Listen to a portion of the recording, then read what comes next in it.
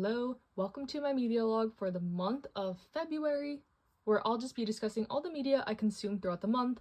Manga, light novels, music, that's what I'm going to talk about this month. It's already the end of the month, so I know what I'm going to talk about, but let's just dive right into the manga.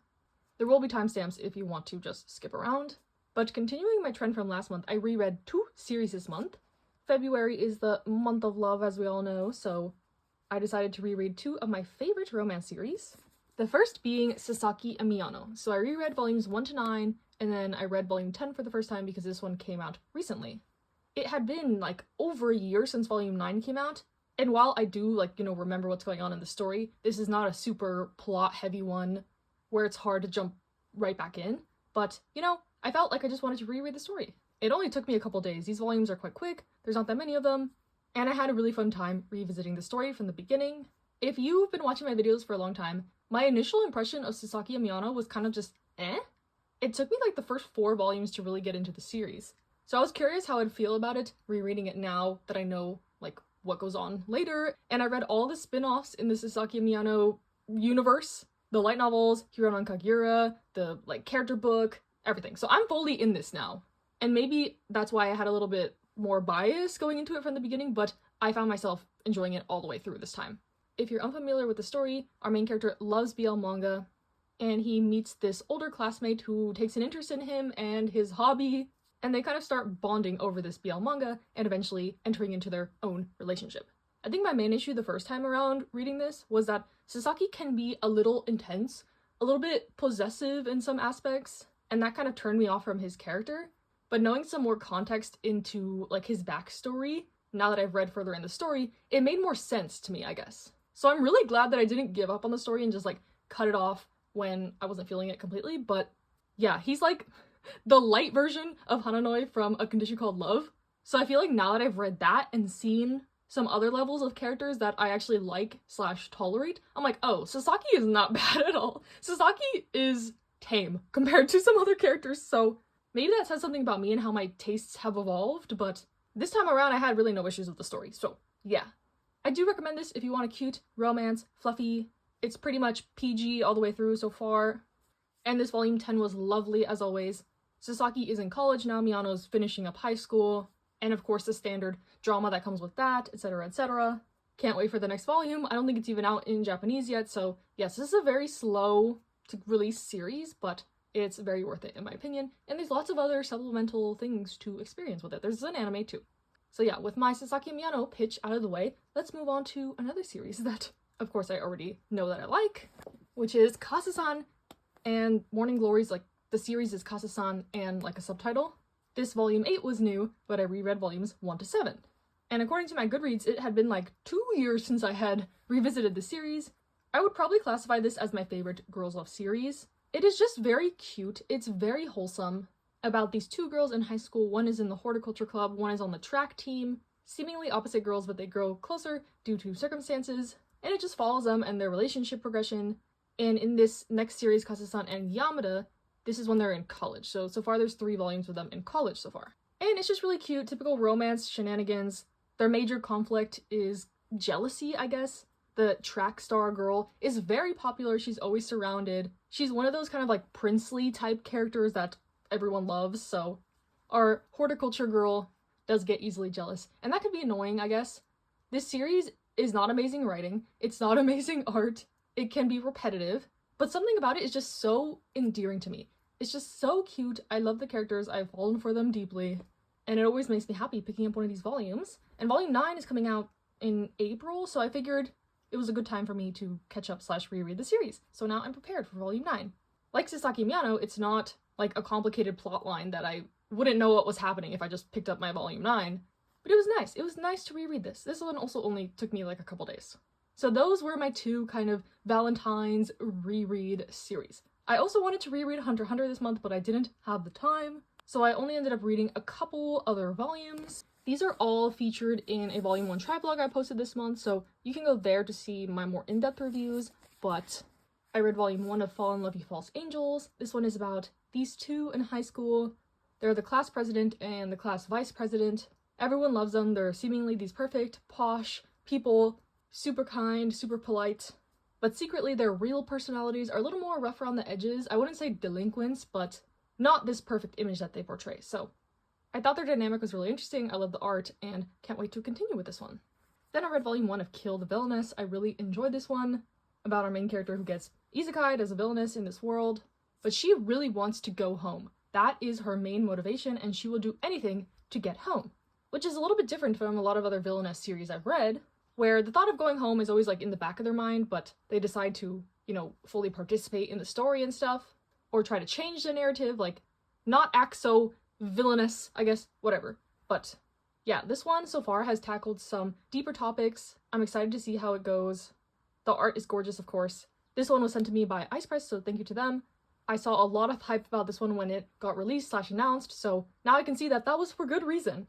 I thoroughly enjoyed this volume, as well as volume 1 of Why Rayliana Ended Up at the Duke's Mansion. This is another isekai one about our main character kind of striking up a deal with this shady Duke character, but they both know each other's motives. So I thought this one was interesting that it already starts out with a kind of like morally gray situation. And I have since bought the rest of the volumes of this, so I guess that tells you how much I enjoyed this volume 1. So yeah, that is all the manga I read so far this month, but I also read a good chunk of light novels / a danmei, so let's hop over to that. First, I read volume 6 of My Happy Marriage. If you remember from last month, I read volume 5, and honestly, I just thought it was okay.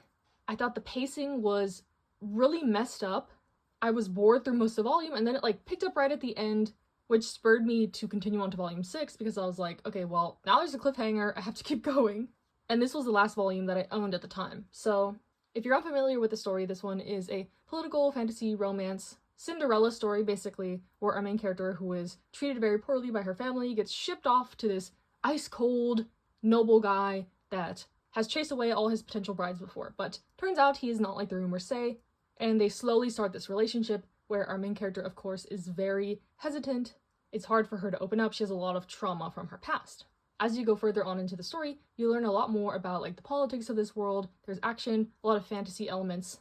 And without spoiling too much, volume 6 is where our main character finally kind of steps up to the plate, stands up for herself and her relationship, and is able to kind of shake off some of the stuff from her past. And yeah, it's actually really nice to see. I thoroughly enjoyed this volume. The action ramped up a lot, the pacing was much better. I don't know what happened, I don't know what kind of switch happened in this volume, but from the author's notes, I got the vibe that the author kind of wanted to wrap up this particular arc, and I'm glad that they did because it was dragging on a little bit, but now it seems like they're going to be actually starting their wedding preparations and stuff like that. The author was like, time to finally get it back on track with the title of the series. So I did end up picking up volume 7. The anime is currently airing right now, and I've heard the anime does much better in terms of the pacing, so I might check that out soon. I have watched season 1, and I'm still reading the manga, so yes, I still like the series. It just had a major dip kind of in the middle there, and hopefully the trajectory continues to go up. Then I finally finished volume 1 of The Apothecary Diaries. I feel like this took me 5 months to read. I'm so embarrassed to say that. But I was taking my time with this one because I didn't want to get too burned out on the story. I have watched the anime, not the new season, but the first season. I have reread the manga 3 times, so I have experienced the beginning part of the story a lot. And that kind of just devolved into me procrastinating, and I told myself I will finish this in February, and once I just sat down and did it, it was pretty easy to finish this up. These volumes are thick, but there's not as many words on the pages, so it goes by quicker than I thought. Maybe I was intimidated by this also, I don't know. But the next volume I read is even longer, so I don't know what I was talking about. But The Apothecary Diaries, it's the same story that we all know and love. Our main character is kidnapped and sold to the inner court of this palace that houses all the concubines of the emperor. And she starts out as this servant girl, but they find out that she's very knowledgeable about poisons and medicines, so she gets promoted to the food taster of one of the high-up concubines. And in this role, she's involved in solving mysteries around the palace and getting into the drama and politics of the world. And I love the story, obviously, since I'm willing to experience it in many iterations. This first volume covers the first 4 volumes of the manga, if you're curious. And what I liked about this one, obviously there's more detail than the manga, but I feel like we also get more of Mao Mao's inner monologue and what she's really feeling. I feel like it doesn't come across in the manga as much, but she's quite, insecure. I feel like the manga portrays her as, kind of this badass, doesn't care what anyone thinks type person. But in this light novel, there's multiple times when someone kind of looks at her in like a judgmental way, and she's like, you know, my feelings get hurt when people look at me like this. What did I do to them? What did I do wrong? Like, blah, blah, blah. She's not as, like, you know, unfeeling as you would think, I guess. Maybe that was just my impression. But yeah, I think the light novel humanizes her a lot more. And also you get the perspective of Jinshi and, like, some other characters in this. It's not all from Mama's perspective, which is one of the criticisms I have of My Happy Marriage. Like, you're always in the main character's head, and her inner monologue could get kind of annoying. But in this one, this perspectives, like, switch enough. You see different sides of the characters, and yeah, I'm really excited to read more of the light novel. I wasn't aware that it was in, like, the teens. Like, it goes way further than the manga. I think once I get to, like, volume 3 of this, it'll be past where the manga is. So yeah, really excited to keep reading. I plan to read the second volume immediately, but then something else consumed my interest, I guess, at the very end of the month, and that was I read volume 1 of Heaven Official's Blessing. I'm covering my library name right here. But yes, I checked this out from the library. I was strolling through the library, and I saw that they had this there. I was like, huh? Since when does my library have danmei? So I was just intrigued by the fact that it was there. So I checked it out, and as I said in one of my haul videos, like, I checked it out, not knowing if I would actually read it, but just having it in, like, my room to remind me of, like, this might be interesting. That's why I checked it out. And the due date was coming up for it at the beginning of March, and I was like, you know what? I'm just gonna read this. And I ended up reading this in, like, a couple days, and I thoroughly enjoyed it. I went into this knowing nothing. Nada. Just that people really enjoy this one. It's super popular. It has, like, a animation, special editions of this. I think they're making, like, a hardcover of it. I actually thought this was the same story as The Untamed. My bad. It's not. I was corrected in the comments. But that's my only experience to this kind of danmei universe, is I've watched a little bit of The Untamed, which is not even the same series as this. That one's the Grandmaster of Demonic Cultivation. Please tell me I'm right. But yeah, so I decided to give this one a shot. They had all the volumes at my library. I have since checked out volumes 2 and 3. Don't know when I'll get to that one because I really do want to read more of the Apothecary Diaries, so maybe I'll switch off between that one and this. But yeah, like I said, I had no context. I'm not super familiar with Chinese media in general, so I've just been super intimidated by danmei. First, because of, you know, the cultural context. Second, because every time I just looked into something, I've been met with a laundry list of trigger warnings, and that kind of scared me away. But I talked to my friend who is, like, the danmei expert, in my opinion, and they said that I would probably want to stay away from the author Meat Bun. They write the most, like, intense stories, but they said that this author would probably be okay for me, knowing, like, my taste and how much I can handle. So yes, with that out of the way, I just dived into this, and yeah, I thoroughly enjoyed this volume 1. I was not expecting the level of, like, action, adventure, political intrigue in this. That's mostly what it was. It was mostly an adventure story. I thought it was going to be mostly romance, I guess. But there was zero romance in this. So far, I'm assuming.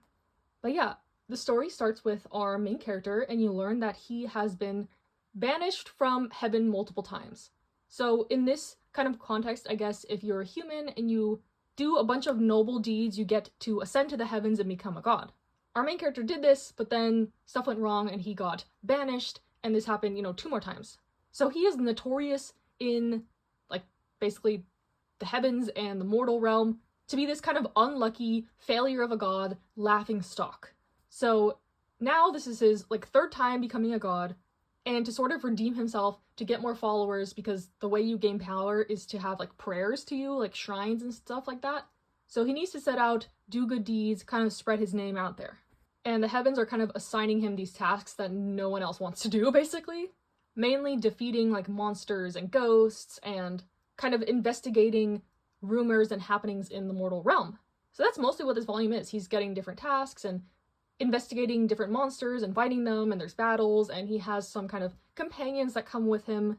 And in kind of his first task, he meets this mysterious man right here on the cover. This is the main character, and then this is the, like, mysterious man, who turns out to be the king, basically, of the ghost realm, so, like, the underworld, kind of. So very contradictory to, like, the heavens. He's one of the, like, most famous, fearsome ghosts. But in getting to know each other, that's not the impression our main character gets of him, and yeah. So I can't wait to see how, I guess, their relationship develops, what more adventures they go on and such. There is some graphic violence, but nothing too bad, in my opinion.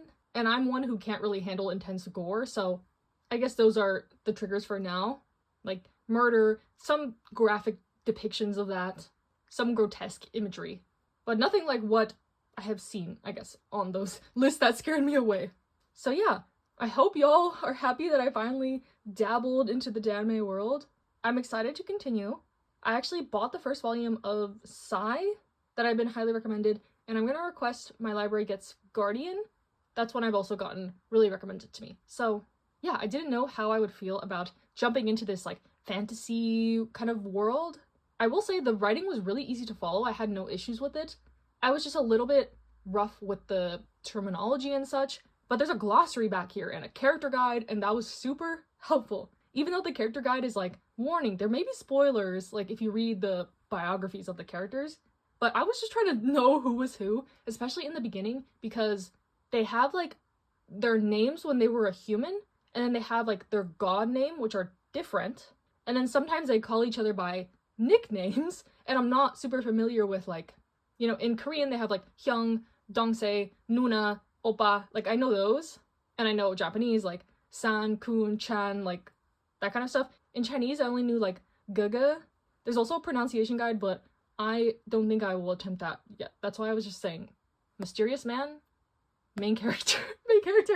So yes, I'm very open-minded to learn more. I'm excited. Hopefully I'll become more savvy and not have to check the glossary every 2 seconds. But yeah, I'm just pleasantly surprised. TLDR with this, I enjoyed it a lot. I'm glad I finally gave it a try. I wasn't scared away. I faced my fears. I was brave. So hopefully you'll be seeing a lot more danmei in the future. And if you have any recommendations for me, let me know.